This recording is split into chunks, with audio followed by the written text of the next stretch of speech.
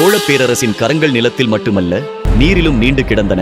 சங்ககாலம் தொட்டே கடலை அறிந்த தமிழினம் ராஜேந்திரனின் காலத்தில் கடலையே ஆண்டது. ராஜேந்திர சோழனின் ஆட்சி காலம் சோழர் கடற்படையின் பொற்காலம். வங்காள விரிகுடாவே சோழர்களின் ஏரி என்றுதான் அழைக்கப்பட்டது. இந்த கடலாதிக்கம் தென்கிழக்காசியாவின் வணிக மையமான இன்றைய இந்தோனேசியா, மலேசியா உள்ளிட்ட ஸ்ரீவிஜய சாம்ராஜ்யத்தின் கதவுகளை தட்டியது. உறவுகள் நட்பாக இருந்தபோது நாகப்பட்டினத்தில் பௌத்த மடமான சூடாமணி விகாரத்தை கட்ட ஸ்ரீவிஜய மன்னனுக்கு ராஜராஜன் உதவியது சோழர்களின் சமய நல்லிணக்கத்திற்கும் பரந்த மனப்பான்மைக்கும் சாட்சி.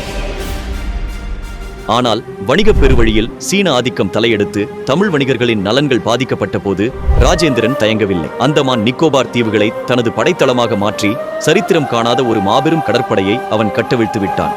அவனது இலக்கு தென்கிழக்காசியாவின் வர்த்தகத்தை மீண்டும் தமிழர் கட்டுப்பாட்டிற்குள் கொண்டு வருவது. கடாரம், ஸ்ரீவிஜயம், பண்ணை, லாமூரி என பல தேசங்கள் அவனது கடற்புலிகளின் சீற்றத்திற்கு முன் மண்டியிட்டன. 1000 ஆண்டுகளுக்கு முன் நிகழ்ந்த இந்த கடற்படையெடுப்பு ஒரு நிலப்பரப்பை வென்ற கதை மட்டுமல்ல, அது தன் மக்களின் பொருளாதார நலனுக்காகவும் வணிக மேலாண்மையை நிலைநிறுத்தவும் ஒரு பேரரசன் எடுத்த துணிச்சலான கணிக்கப்பட்ட இராணுவ நடவடிக்கை. ராஜேந்திர சோழன் ஒரு வெற்றியாளன் மட்டுமல்ல, அவன் ஒரு கடலாதிக்கத்தின் காவலன்.